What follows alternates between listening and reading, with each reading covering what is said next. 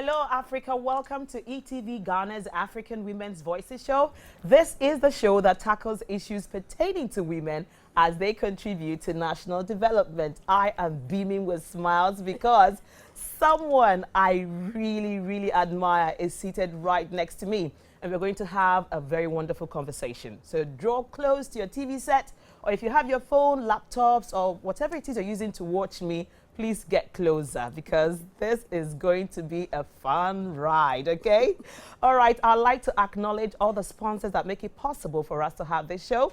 First on the list today is actually the one who has adorned me like this, Afariwa Styles. Afariwa, thank you so much. I look so lovely in my kente and in my beads, all the accessories. Thank you so much.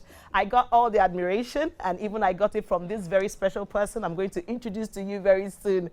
If you want to have something like this, or even better, I need you to call Afariwa Styles. Her number is right now at the base of your screen. You can locate her physically also at Osu or along the Teshinongwa Road at the container bus stop along Rasta Road. You can also find her on Facebook and Instagram at afariwa.styles.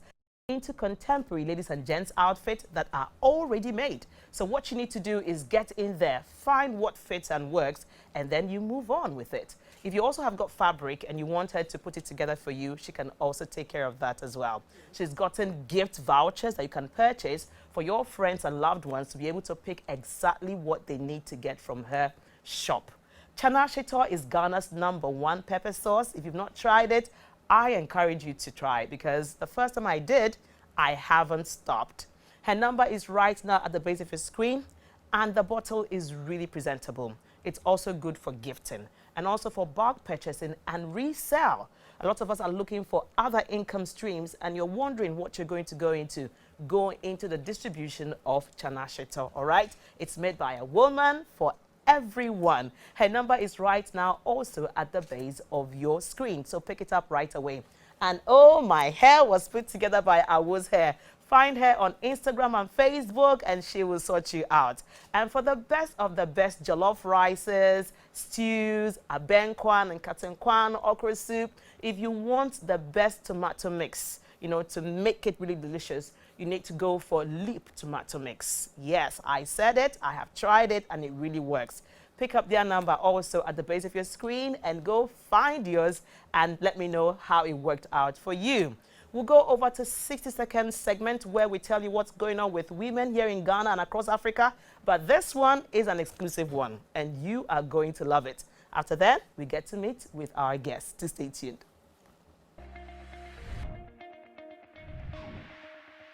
Nana Agyeman-Rawlings, a former First Lady of Ghana, has expressed her deepest condolences to King Charles III over the death of his mother, Queen Elizabeth II.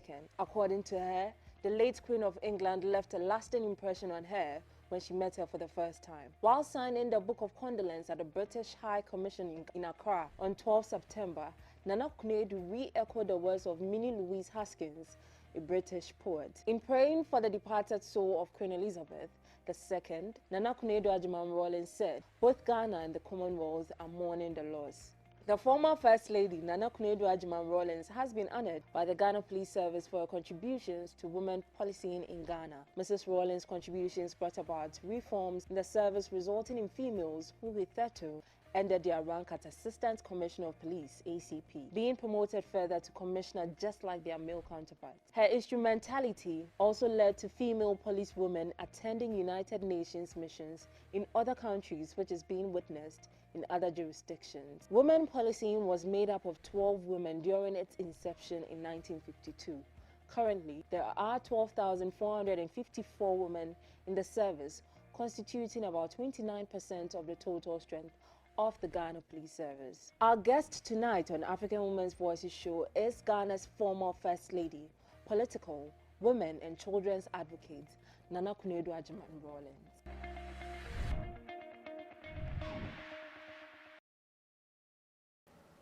And you heard it yourself. She is right here. And please let the drum roll as we make welcome Nana Agyeman-Rawlings. Hey, drum roll. Welcome, welcome, welcome. Thank you. Wow. You look as colorful and as beautiful as ever. You never ever disappoints. People, what do you say?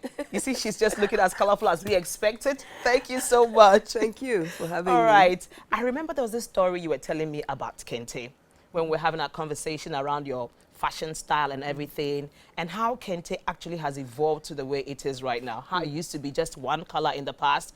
Please let our audience actually understand how we got here for me to be having all these colors in my kente. Okay. Well, the basic colors were red, yellow, green, a little bit of black. And woven in the basic style, you know, the basic kente style.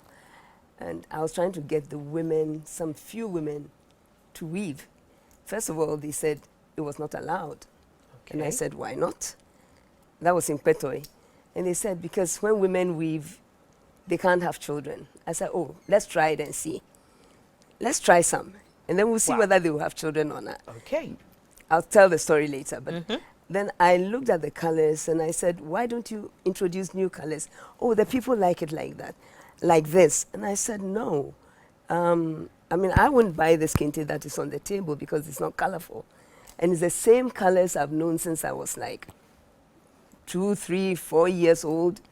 It's the same. So why don't you, you know, bring new colors in there? They don't know what colors people would want and so on. I said, if I paint some colors, will you try them? And they said, yes, they'll try it if I'll buy the yarn. I said, okay. So that's what I did. Started introducing very bright colors, putting 2 tones together, 2 colors together, different, you know, colors that really just hit against each other, but still make the kente look good. And then I decided, okay, if we're doing it in Petoi, why don't I go and introduce it in Bonhire as well? So I got in touch with the DC who was there, who organized the meeting for me to go and talk to the women, to the men actually, the weavers, but with the women present. And I took copies of my designs that I had given to Petoi to them as well. Okay. And they were like,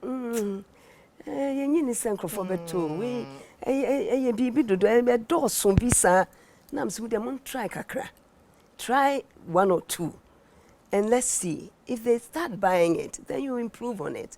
And I'll continue bringing you colors, combination of colors, purple with yellow and, you know, this and that, orange, just different colors, turquoise. And they were like, they were not very happy. But slowly, I told them, if you make it, I'll buy it off you. So I was giving those kentes as gifts to people to wear it. I would wear it myself, but if we're going on a state visit, I'll take it as a gift, you know, outside. And those outside loved it. So I was like, wow, why would we not love it? We will also love it. You know, so I started giving it as gifts also in Ghana. And well, today it's how come we are here. Thanks to you. Thank you so much for not giving up. Even when they wanted to tell you that, oh, it's not going to work and all of that, you still kept said nobody doing will buy it. And today, all of us are buying color blocked kente. You know, and you know what the interesting thing here is? Color blocking is something that started just recently for us. We are now happy with color blocking, but she, as a style icon, already thought about color blocking so many years ago, and we are enjoying it right now. We'll go for a quick commercial break. When we return, we'll like to find out from Mrs. Rawlings exactly how this journey of being a fashion icon has been for her. I want to believe there's been a lot of challenges, but she scaled through them, and we want to hear it. So do not go away. We will be right back.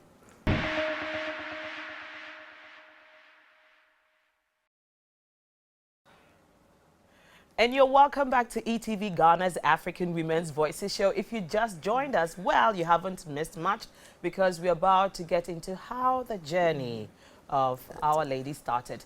You know, I grew up in Nigeria. A lot of you who watch me know that by now. And those times we really felt proud whenever there were international conferences because we knew that our First Lady will show up in a very stylish way. And she never disappointed because she looked good in her outfit. her dark shades, and then the walking was always on point. Like there's this, you know, beautiful way of walking that she would step into the room and everybody knows that Ghana has stepped in, and we all felt good about it. So today I just want to understand how she was able to penetrate these international conferences wearing local fabric when other first ladies were all, you know, adorned in all the designers and all the, you know, names that we know, but she wasn't looking that way. So how was it for you? And what made you decide to begin to look this way?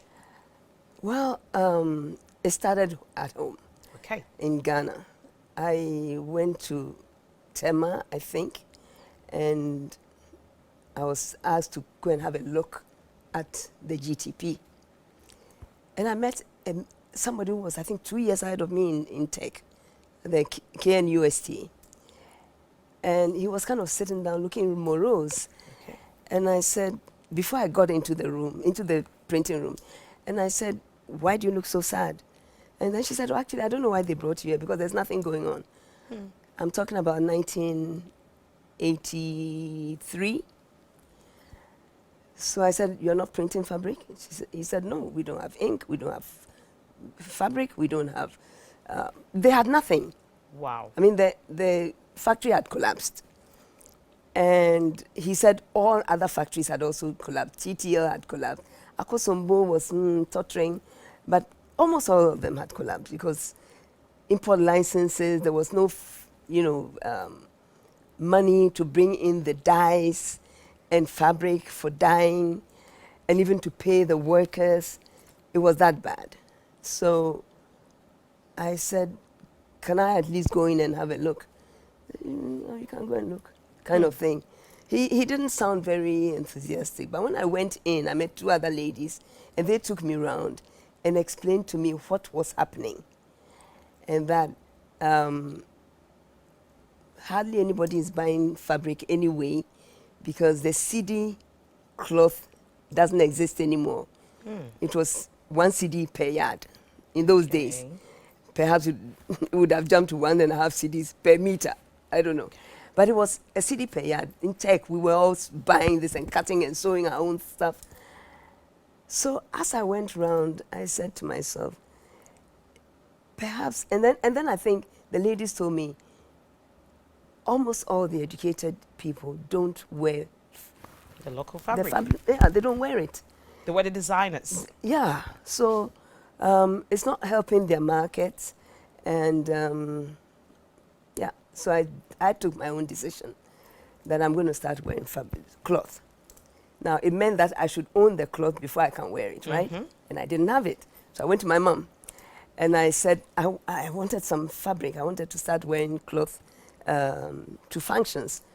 And she said, oh, that's a very good idea. Wow. Yeah, she said it's a good idea because these days,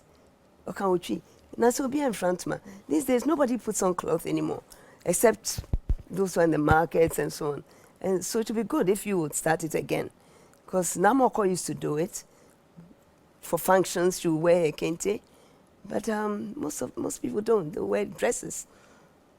And I said, well, I want to do that. So she gave me, I think, 2 or 3 half pieces. And then I sent them for sewing. And I had a function, and I, put on one. I'm fast forwarding. I went to the function, and I went and sat down, and one of the ministers, in those days, secretaries of state, in my husband's government, came up to me, and she said, what are you wearing? What are you wearing? What are you wearing? Okay. I mean, I'm literally... Yeah, that's how they size that's you the way, up. What are you wearing? What are you wearing? I said, I'm wearing my cloth. Then she said to me in Twi, oh, and then why is a fraternity? And I didn't quite understand it. And I'm saying, fraternity saying, what does that mean? Then she said, a common illiterate. A common illiterate. The way she said it, I'm saying it that way, illiterate. With disdain. So I decided, okay, if this annoys you so much, when I've sewn this beautiful style, then I'm going to continue wearing it. It was my own decision. So the second cloth that I sewed, another minister of a different ministry, she was a Ghana lady. She came out to me, oh, me no way. I mean, they were the bosses. I was just the chairman's wife, you know. So I said, me no. Oh, me no feel it on mama bulone. The same thing the other one told me, except one was in Tree, one was in Ghana. So I took my decision that, okay, I am going to cut my style and I'm not going to let anybody stop me. And by the time I'm finished with this, every young person will be wearing it. I was young then, so I forgot that I would grow old. And you still are young to us anyway. I still continue. So I did that. And in the course of travel, you know, I had to go for some First Ladies meetings, and Mrs. Mubarak invited us to Egypt to join other First Ladies for conferences and so on. And most of the First Ladies would look at me with a lot of disdain and walk away from me. It was okay for me because I knew who I was. You know, I have taken my decision and I've decided what I want to do. So I walked to Mrs. Bongo, who was closer to me in terms of friendship. And she asked me, Nana, pourquoi? I said, pourquoi? Why? Pourquoi qui? What? I said, and then I said, I like it. Yeah. No. I said, no, I'm going to wear it every day. I'll wear it. Whoa. They were laughing at me. And they thought it was because I couldn't afford designer wear. They were wearing Dior's and you know, the Dior, Chanel, everything that you can name from Paris. My position was, we are a developing country, we are suffering economically, nobody gives me money, nobody even recognized me that I existed in Ghana. Once in a while they'll see me at a function. Where am I going to find the money to do all these things? Number one. But number two, and most importantly, I wanted to help GTP. Yeah.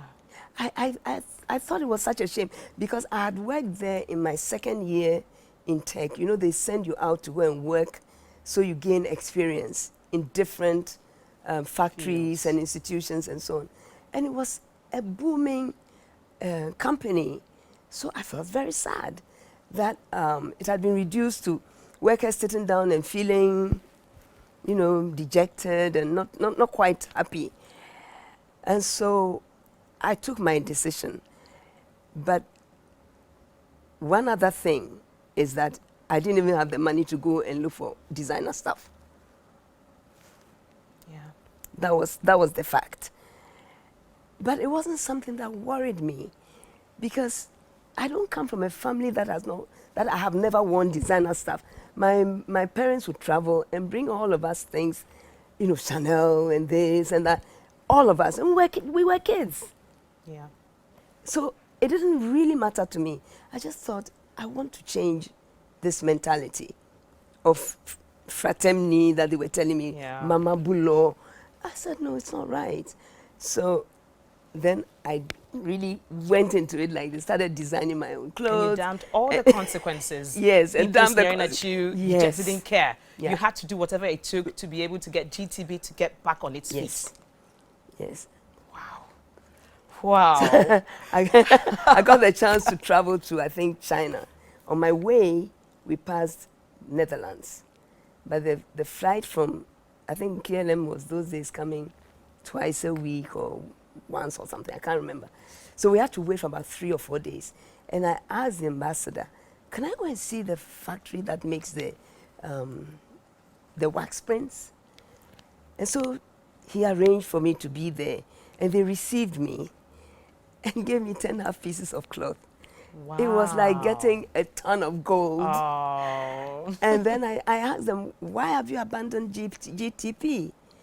And then they said, well, Ghana doesn't have money and we can't transfer money. And so I said, it's not always that when your mother doesn't give you money, you abandon your mother, your parents.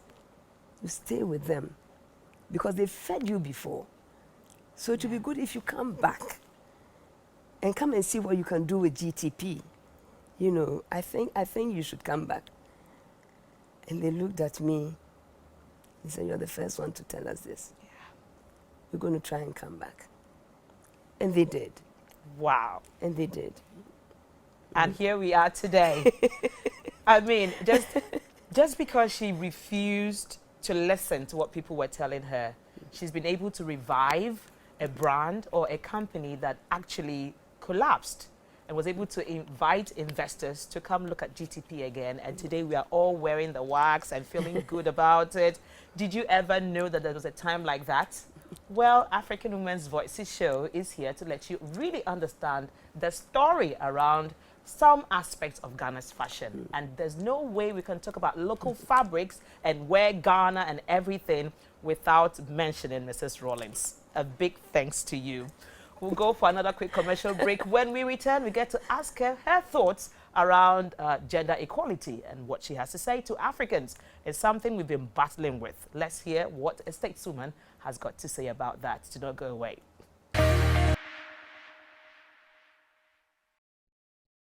And you're welcome back to ETV Ghana's African Women's Voices show. We are still here with Mrs. Rawlings, and I want to go over to our Facebook page to read some of the comments. I am on my page right now, and I see Michael Peters. He says, greatness.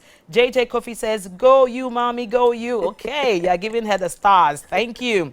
Evangelist Samuel Ankoma says, wow, keep up the good works, mommy. Then Kenya B. Gariba Samuel says, chai, this is a super Wednesday. African Women's Voices is always bringing us the best. Thank you.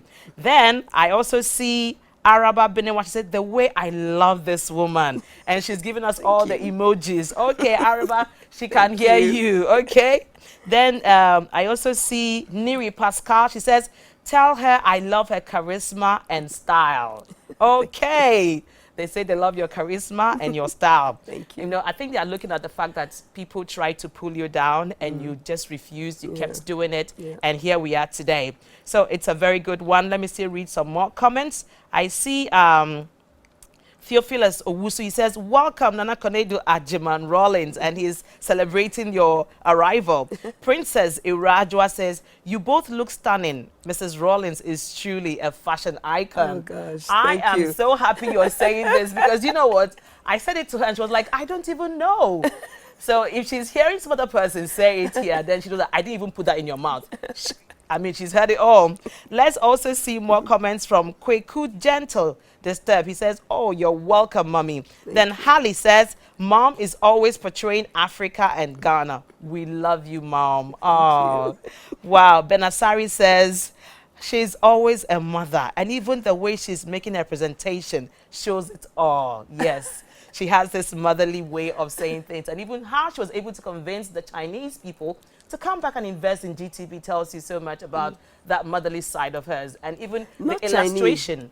Netherlands. The Netherlands, yes, thank you so much. When she spoke to people from Netherlands to come and invest in GTP, she actually used an illustration using her mother. That, I mean, it's not all the time your mother has got money to take care of you. She has fed you before. So come back. So she doesn't lose that mother side of hers. So those of you who keep calling her a mother, you know why you're doing that already. So let me look at people who are watching us right now from outside of Ghana. You usually send your waves and your comments. Let me go over there. And as usual, my first commenter is Ifuma Mwokedi. Ifuma says, as for this, your first lady, she's always top. I've always admired her, and we keep admiring her in Nigeria. We love you, Mrs. Rawlings. Oh, thank you so much, Ifuma Mwokedi. Gloria Ezinwanne Okereke says, hey, Eunice, today you have your first lady, your former first lady on your show. This is big. Tell her that we really love her, and tell her that Naobu Ezinne. Okay, Ezinne means that you are a good mother. Oh, so it's a title they give to people who are always motherly and loving. All right. Ezinne, thank you so much. Somebody's telling me that Ezinne all the way from Igbo land in Nigeria. Okay, so I see some other people who are sending their waves from Abuja, from Lagos, from Calabar, from Cross River. Thank you all so much. You're sending your waves. You're watching us from there. I also see from Oka, Newi, Onitsha. Lokoja, they're all sending in their waves. Wow. They are watching Mrs. Rawlings. Okay, thank you. I see your waves. Then going beyond Nigeria, I see you from Casablanca. You are also sending your wave. Thank you so much. I see you from Cairo. You're sending your waves as well from Cairo. Ouagadougou, Togo. Yeah, thank you so much. Ethiopia, thank you. They are watching us all from there. Everybody's excited to have Mrs. Rawlings on the set today. Don't worry, you still have some more time with her, okay? So please, I may not be able to read your comments, but we acknowledge that you're all watching us. Thank you so much. And then I'm seeing some other people. Okay, call us. Yes, I can see you. You're sending your way from Tamale. Thank you. Navrongo, Zabzugu, from Hohoi, from Lubotota, from Peki, thank you all so much. From Salt Pond, you're sending in your wave. Thank you. We're grateful. So let's go on with the conversation. Before we went on the break, I mentioned I would like to hear from her as a stateswoman exactly what her thoughts are around gender equality. Looking at our patriarchal system here, everything is all around the man. So when you talk gender equality, people do not really seem to understand. So we have her here and would like her to explain to us Africans what gender equality means to her. Thank you very much. You know, the whole of Ghana is not patriarchal. Okay, no. True. Because we have the matrilineal side and then you have the patrilineal, right? The Akans are very much the matrilineal.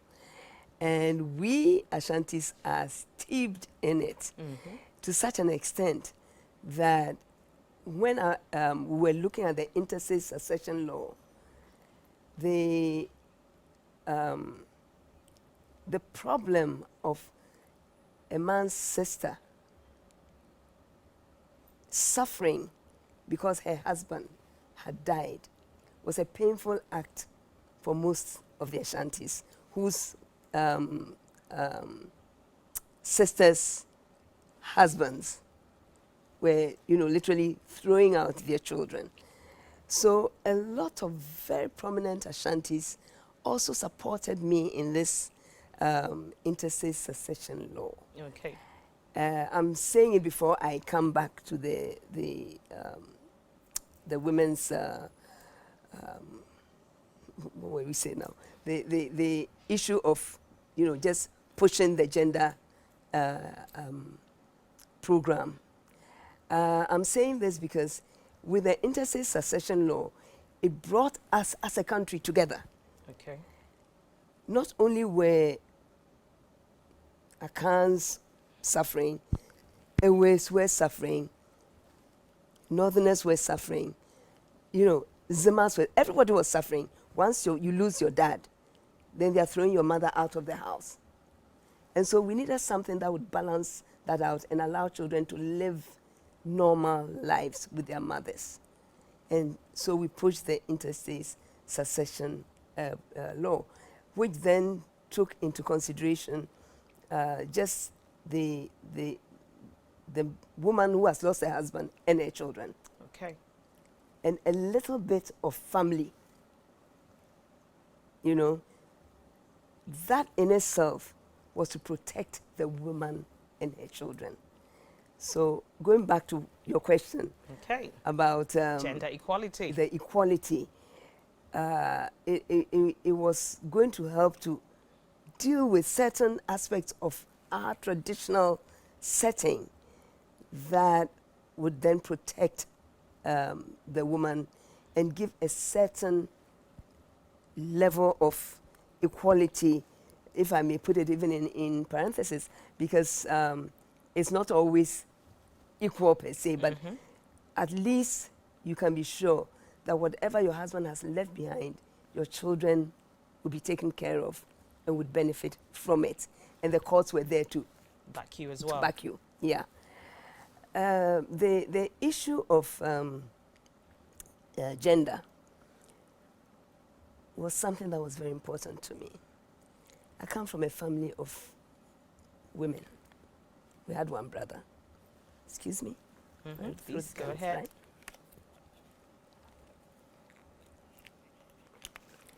Right? we were 6 girls and 1 boy. But my mom had 8 daughters and 1 son. Okay. Oh, yeah. So, but we were brought up to be very confident. My father was permanently telling us what a man can do, a woman can do equally. He had very strong sisters. My dad had 58 brothers and sisters. Wow, that's a lot. My grandfather's children. My grandfather had like 25 brothers and sisters. So you can imagine our family. It's Huge. It's really big. And so my dad pumped this into us, that there's nothing that a woman cannot achieve. Nothing, absolutely nothing. So whatever you do, keep that at the back of your mind, that what your father can do, you can do and maybe do it even better, because of the way a woman plans her itinerary, plans her program. She will do it better than, with due deference to the men who are listening, but better than how a man would do it. And because of my father pushing us in that respect and in that aspect, we all grew up to be very confident. We are very confident. Oh, it shows, because I talked about how you walk into a place and everybody's like, okay, she just arrived. and, you know, it didn't matter the level of your education, even though he pushed all of us to go through the university and try to get our masters and do whatever you want to do. But the bottom line is, you must stand on your feet and be successful. So with that at the back of my mind, looking at what was happening during the Champon era and the difficulties the women went through, and military governments and what the women went through, I thought one of the best things that one can do is to set up a women's organization. I wasn't the initiator of that particular organization, but I went and joined another one, which I found very boring. They were too theoretical. So I sort of moved to an area where to be more practical. And my advocacy was not a new thing, because it was from home. I saw how my dad treated his sisters, the way he looked after his sisters' children. And yet at the same time, when I was trying to get things done, he was trying to get me to get the women to be an absolute part of national development. I couldn't push through that one, I must say, because I wasn't in any committee that would help me say, oh, why don't you add women to the ministerial group, and so on and so forth. So it was a men's club. Yeah. But I thought at least we can have laws that would protect the women and young children, young girls, the girl child's education.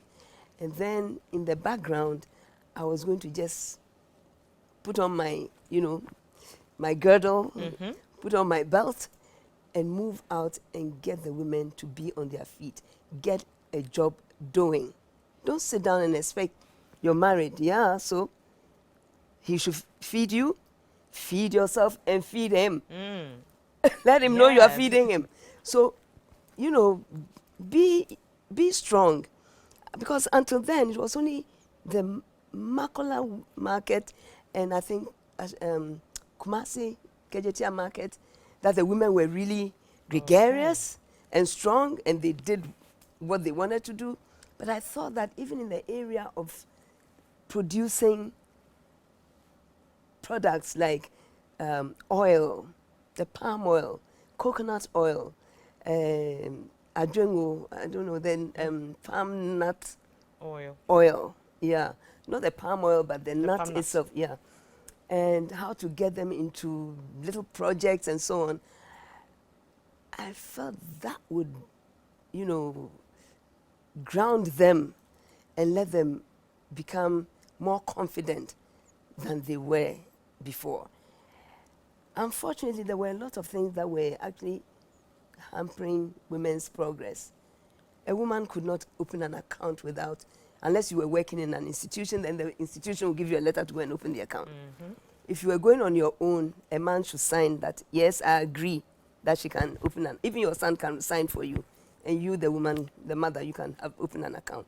If you wanted a loan, some guy should sign for you when you are going to pay for the loan.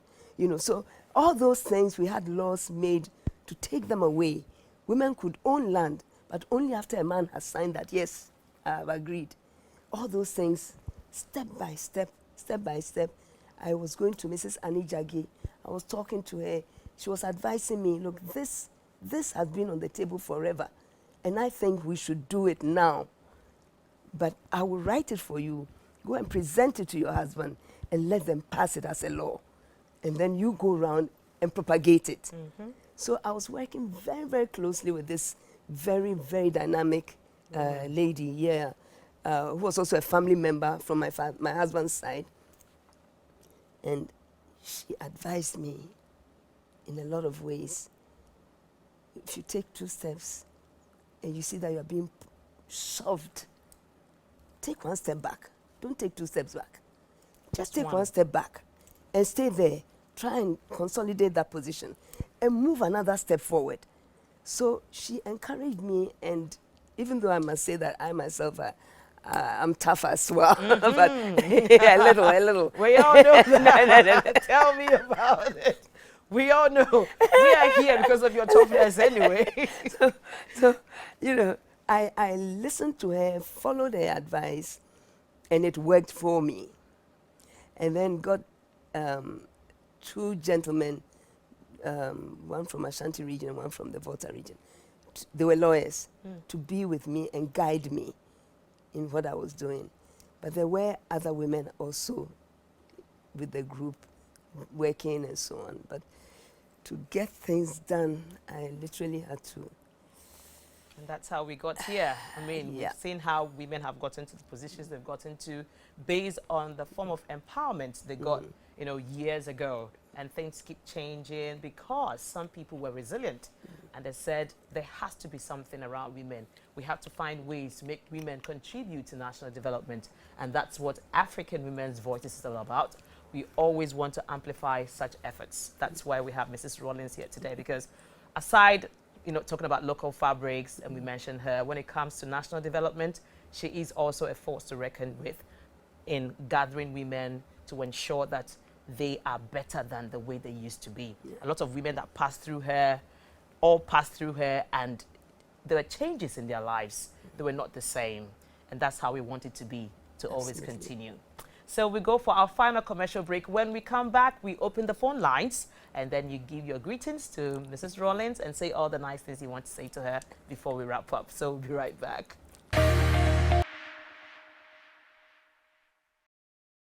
Oh, you see me beaming with so much smiles. That's because I'm really enjoying my session with Mrs. Rawlings. We are opening the phone lines right now for you to give us a call if you get the chance to.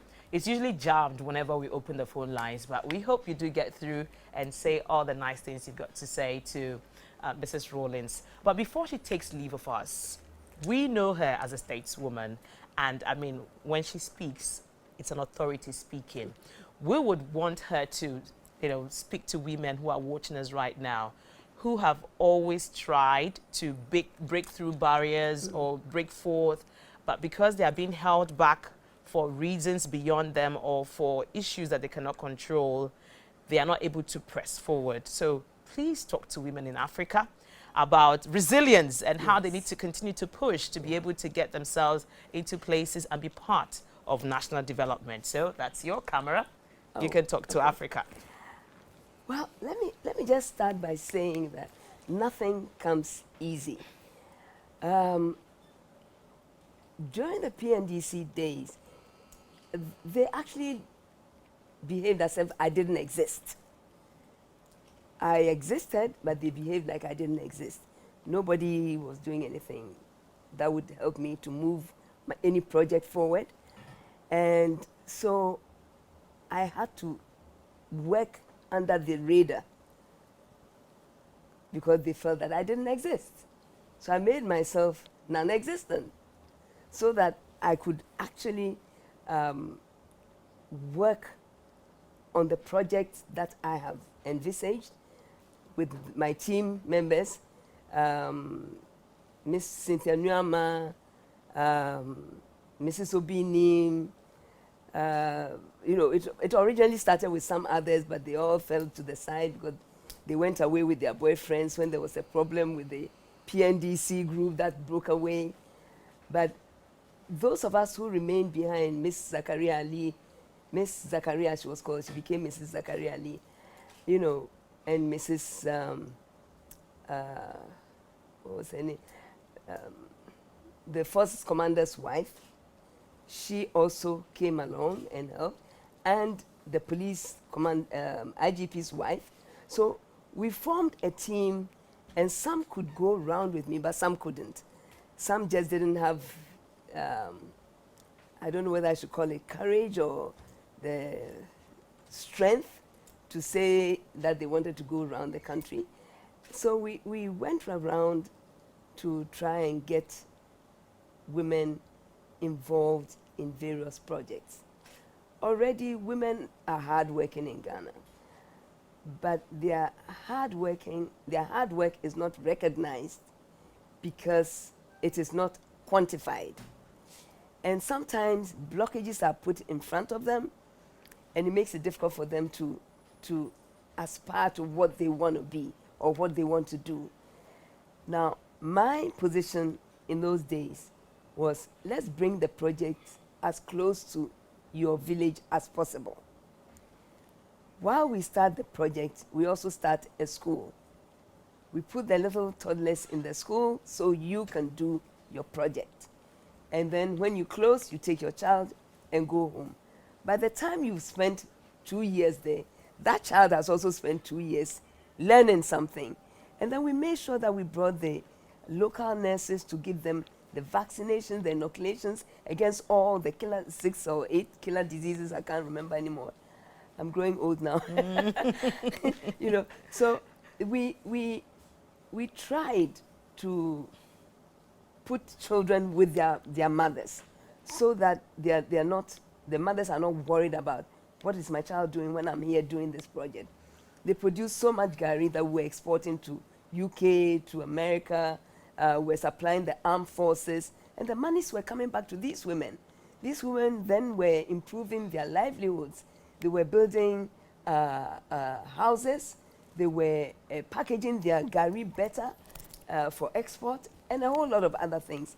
There were people who wanted to do pepper, you know, and they thought, they're not sure whether, I said, you can bottle it, put your name on it, simple as it may be, and let's see if we can market it. We did that for a number of people. Today, some of them are the biggest shito producers. They even forget that they need to bring me some shito. You know, so I'm pleading with you. Indeed, the women became very, they picked up from whatever they wanted to do to a certain level, a higher level. And there were some who were in textiles. There were some who were in other, you know, I cannot even enumerate everything. Those who were doing shea butter, those who were doing palm, what do they call it? The That palm dark kernel. soap.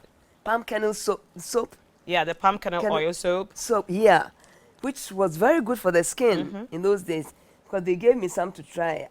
I didn't want to try it because I thought it would be strong, but they said, no, it's very good for the skin.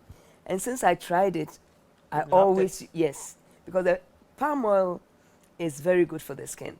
Now, the point I'm making is I only facilitated and pushed, and the women did the rest. Because they knew that they needed that money. They knew the money, they needed the money for themselves, for their children, for their families, for their household. I told them, why do you always sit down and let your husband buy you cloth every Christmas? Is that the only time you wear cloth?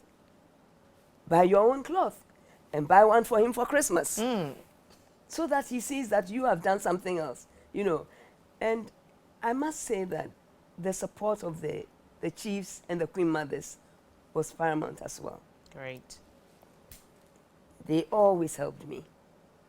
They would call, excuse me, call a meeting so that I could talk to everybody in the village and then tell the women that they could ask questions.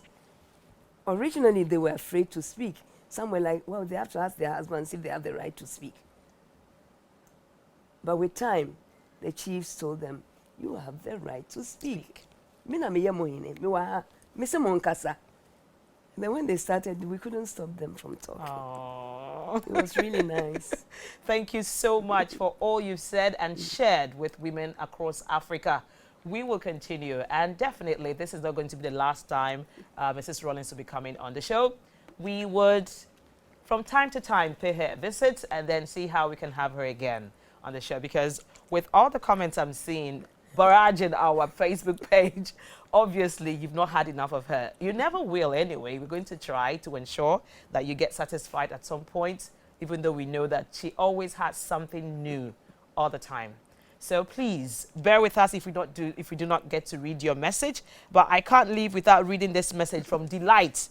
Delight says, good stories. I love the new discoveries. So it means that quite a number of people didn't know some of the things you revealed to us today.